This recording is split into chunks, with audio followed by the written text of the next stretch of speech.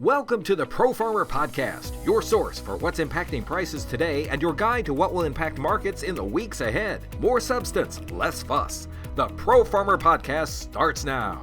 Welcome to the Pro Farmer Podcast, everyone. It is October 13 already, 2025. Glad to have you along with us. Spencer Langford. Last week we discussed who wants to come and talk about the markets from last week. Who wants to try and keep me awake? Your host, Davis Michelson, on Monday morning. And then Friday happened. We've got new contract lows in wheat, a downside breakout out of the sideways trading range in corn futures as of Friday's close. Uh, President Trump's announcement, of course, that he's not going to meet with Xi Jinping now, Chinese president.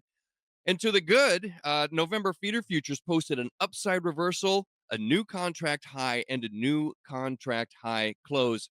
Bro, I don't know where you want to start with all of that. Fill us in. Talk to us about last week's market action. What do we need to know, Spencer? Yeah, definitely not a typical week, that's for sure. But I'll try and start off things close to how I normally would, just start talking about corn.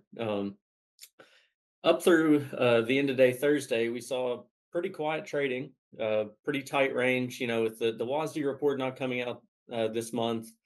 Not a lot of new information for traders to go off of. We haven't really had big weather stories developing, anything like that. So not a lot of exciting trade going on. We saw some slightly optimistic numbers in ethanol, where we saw last week was a monthly high um, in terms of the output. And then we also saw an export inspections number that was, within expectations, nothing too exciting. But then on Friday, the corn market obviously got pulled down quite a bit with what was going on with the soybeans. Which I'll speak more on here in just a second. And while corn is obviously not as reliant on China as a export partner, the prices are still related, them both being grains. And obviously, China is not just staying out of the soybean market; they're staying away from pretty much all U.S. grains. So they're also going to be impacted by that. Um, but yeah, I'll move on to soybeans. That's obviously the big story from last Yeah, week. yeah. Friday, about 10, 11 o'clock, we saw a tweet come out from President Trump, and essentially he was very upset with the way that the Chinese president is handling the export of rare earth elements. That is very crucial in a lot of different supply.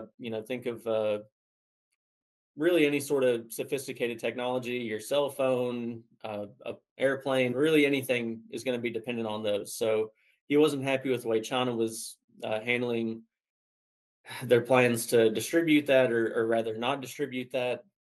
And then the meeting was canceled, and obviously the market had a lot of hopes that some sort of deal would come to fruition here at the end of the month, with our export window starting to close pretty rapidly.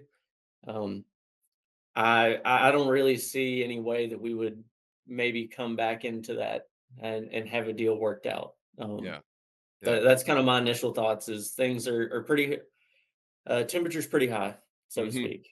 Indeed. And apparently Trump did fire back, increasing some tariffs. China was also talking about higher dockage fees on U.S. flagged vessels.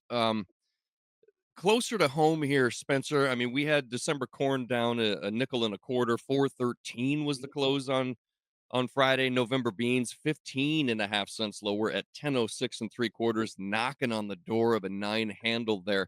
Talk to me about harvest hedge pressure. Through all of this, harvest rolls on. It's been a pretty good season as far as being able to get out in the fields. The weather has really cooperated. It's been warm and dry, maybe a little too warm and a little too dry. Talk to me about harvest hedge pressure. Yeah. Um, Obviously, it's going to be very dependent on where you're at locally.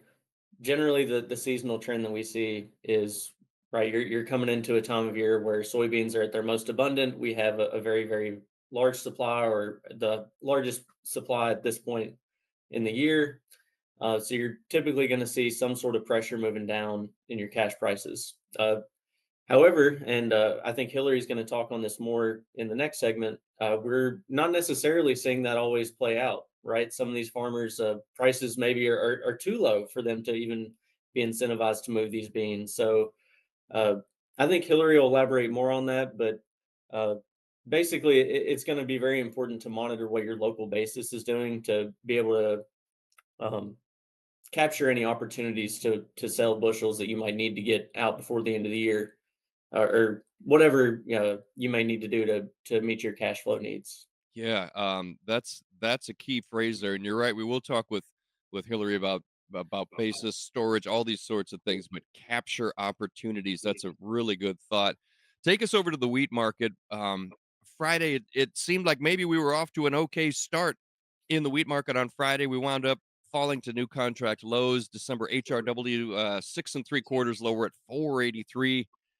The soft red wheat, the December contract down 8 cents. 498 and a half, just skidded under that $5 mark there. How big a deal is that $5 mark in the December soft red? Yeah, I mean, it's a big psychological number, right? Think of like $4 in corn, $10 in soybeans. That's kind of what $5 is for wheat. And more than anything, I think it's just these global expectations of mostly people having bumper crops around the world. I just saw last Thursday or last Friday, Argentina has updated their production forecast to it ties their record of production. So South America is expecting a really really good crop to be coming in. Australia as well. They've tempered their expectations a little bit. Not maybe quite the bumper crop they were originally seeing, but it's still going to be very very good. The only news that I've seen come in recently that might help out wheat a little bit. And this isn't necessarily short term by any means, but Russia next year is looking to reduce the amount of wheat that they've sown and shift over to grains and oil seeds instead. And also something, obviously not right now that it'll impact, but I think we have to wonder what is wheat acreage going to look like next year?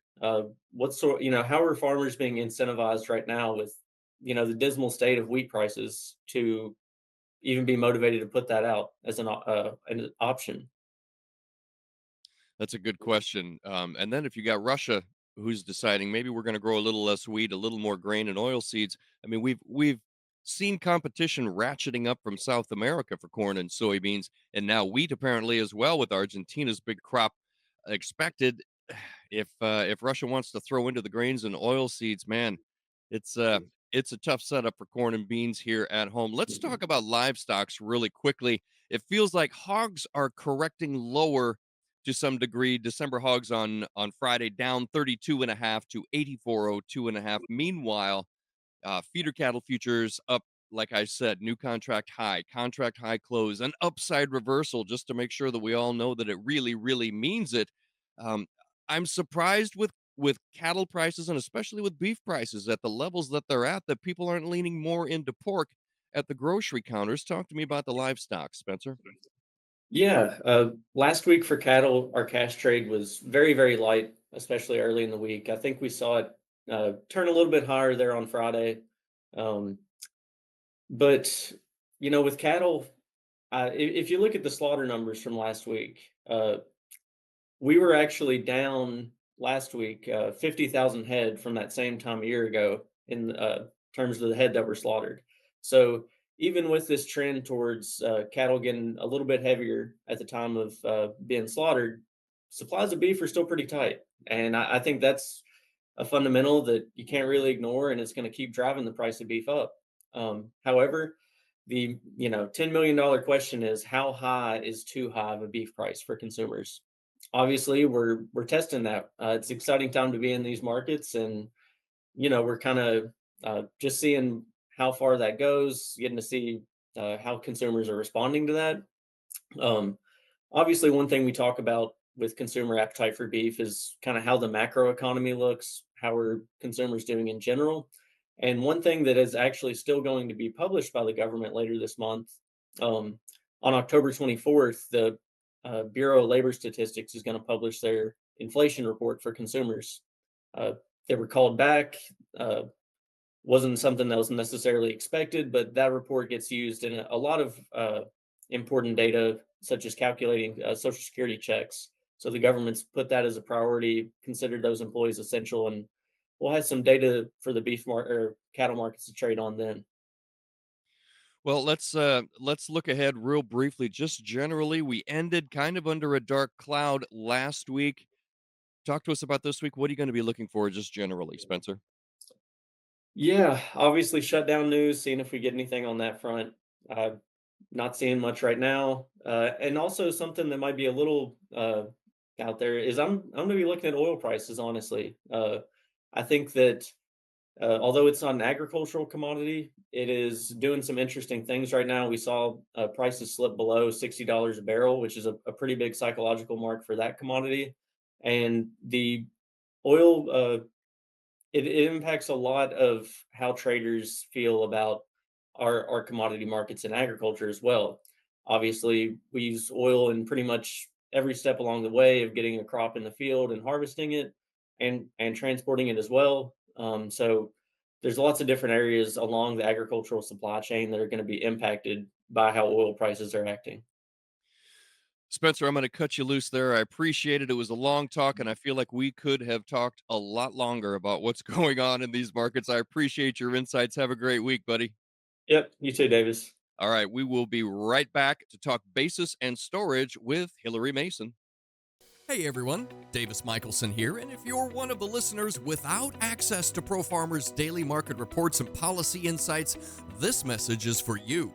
Right now, you can start a free trial to ProFarmer, unlocking the same profit-boosting information that farmers have trusted for over 50 years. Sign up online at tryprofarmer.com. No credit card needed. Visit tryprofarmer.com to sign up and get more details and updates on the topics we're discussing today, plus much, much more.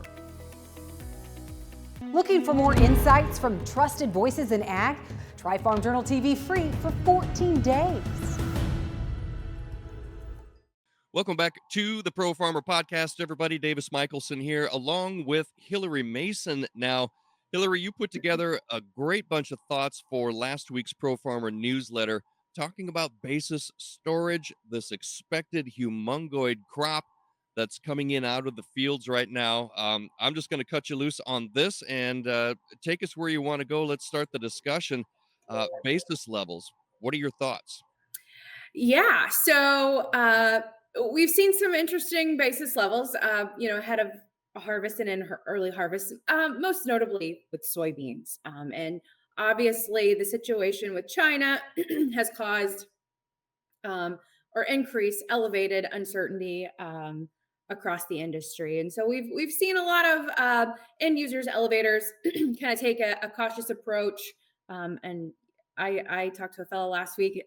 Soybean basis was 70 under in Western Iowa, and so, but things are changing though in certain areas, especially in the Eastern Corn Belt. It seems that's where I live, Davis, and so it's been an interesting dynamic. Corn basis has kind of hung in there since early harvest, just because we have demand. Demand is much stronger on the soybean front from an export perspective. So just we've seen some changes, pretty notable changes over the past few weeks. Some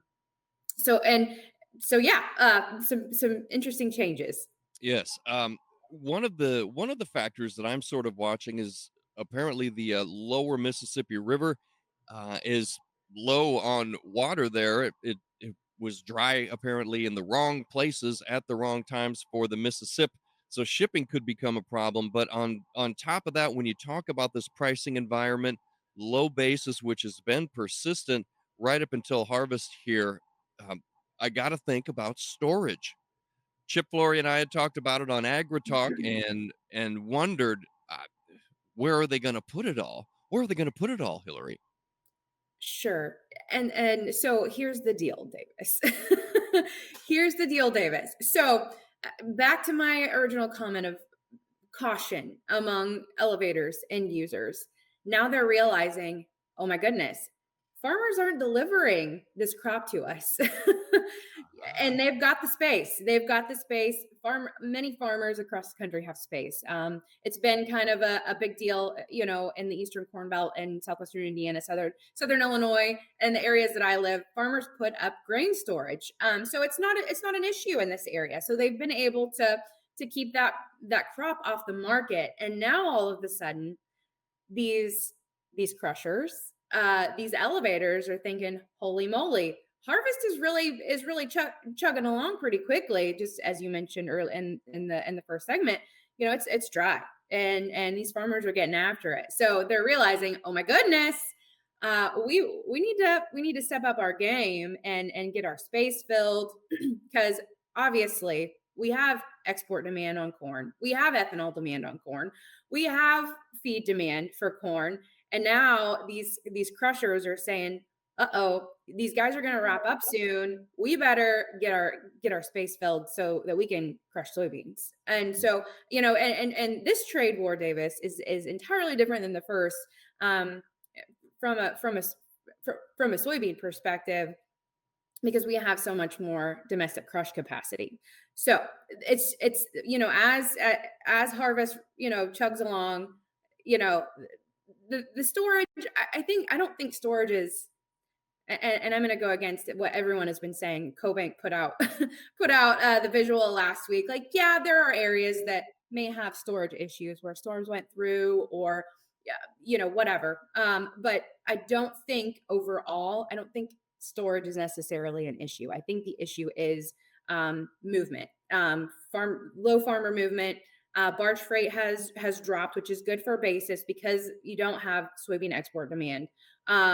And also another function of basis is I'm not sure that the crop is out there entirely. I mean, everyone that I talk to, no one's incredibly pleased. Yields are off notably from last year. And so, while we may have the acres, I don't necessarily think that we're gonna see, and I've been saying this for a while, but I don't think we're gonna see the yields that have been thrown out there. Maybe not even close, but we'll see. I could be wrong. We'll see. But yeah, I think the storage is there. There are issues local issues. So, well, and one of the important keys to a storage strategy, I'm going to put this away, I'm going to wait until an opportunity arises, Hillary.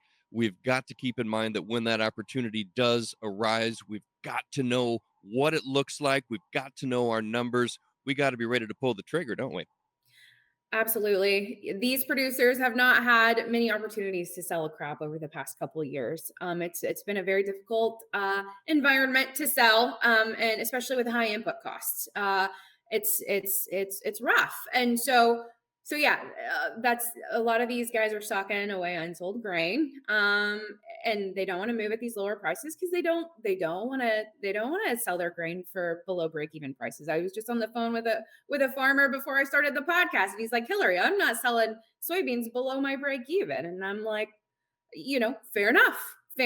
So I think there's a lot of that across the country. And guys, when it comes to storage, Davis, back to that, not to beat a dead horse, but farmers can get creative if they want to store their grain. I have seen them do some interesting things to keep their crop off the market. And so yeah, I don't think storage is the issue. I think that it's these farmers are keeping their crop off the market because they don't want to take these prices, and I cannot say that I blame them. So, well, and I've gotten confirmation as well from bag sellers that they're running low on bags. I would imagine that those who are struggling to store it in an actual bin are filling every bucket, every bag, everything that they can find to keep these off of the markets. But we'll be watching for those opportunities. You might have to hold your nose at that first opportunity, but as prices begin to build a floor,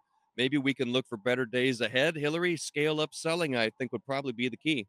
Oh, absolutely. I mean, I think, I was talking to the producer earlier, and I'm like, look, you don't want to sell below your break even, but if we get a payment, which again, we would prefer a trade deal, or we would prefer trade, but if farmers are getting a payment, then all of a sudden the price that you sell at is a little less important. So yeah, but definitely be disciplined. I mean, that's what this is all about. Don't be afraid to pull the trigger. I mean, I understand that farming is a business of many decisions. And when it comes to marketing, it's just, there's so many to be made in and of itself in that realm. But just have a plan, pull the trigger, and just take into account, obviously interest and your bills and cash flow and all of that sort of thing. So yeah, just discipline, pull the trigger, just do it. So. And I'm sure Pro Farmer subscribers know this, but I'm just going to say it just to put it out there. It's unrealistic to expect a price level to sell everything all at once. You shouldn't be looking for that level to put everything on the table and make that one big sale that's going to make everything all right. Is that fair? It is. And I think, most farmers that I know, they're almost too conservative in the amount that they sell each time. Like, I think, some 10% sale is normal, but I think at this stage in the game, like I would say, don't be afraid to pull the trigger on a larger amount. Don't be afraid to say, okay, I'm going to sell, 30% at a time, maybe more. But yeah.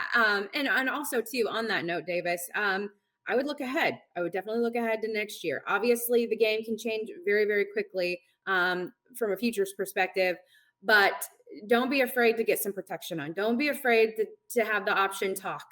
Don't be afraid to get floors on, and make sure that we keep speculation out of the chat, because there is definitely a slippery slope and a fine line between risk management and speculation many times. So, I spoke with a gentleman last week, Davis. He wanted to use again, the same gentleman in Western Iowa. And he asked me, he's like, Hillary, I'm going to have some soybeans that I'm going to have to haul the town that I don't have, that I can't store. And he's like, what do you think about buying it back on the board? And I asked him, I said, well, how many soybeans do you have sold? And he said, I don't have any sold. And I'm like, well, let's not stick our neck out too far. I wouldn't be afraid to sell your overage and gamble maybe what you have in the bin. So let's just, keep in perspective, let's not get too long in this environment, because it is a volatile one, to say the very least. So. Well, and that's an excellent reminder. There are lots and lots of tools in the toolbox there that farmers can use outside of just the cash market that might give a little freedom, give a little self-confidence in some of these sales at the levels that we're currently seeing. Hillary, I know you've got a lot to do today. I've kept you for far too long. I really appreciate the conversation. Have a great week. Have a great day. For Spencer Langford, Hillary Mason, and production support provided by Zach Zingula, it's Davis Michelson for the Pro Farmer Podcast. Thanks for joining us. We'll return next week with another episode of the Pro Farmer Podcast. And remember, everything talked about today is updated throughout the week on ProFarmer.com and in this Friday's Pro Farmer newsletter.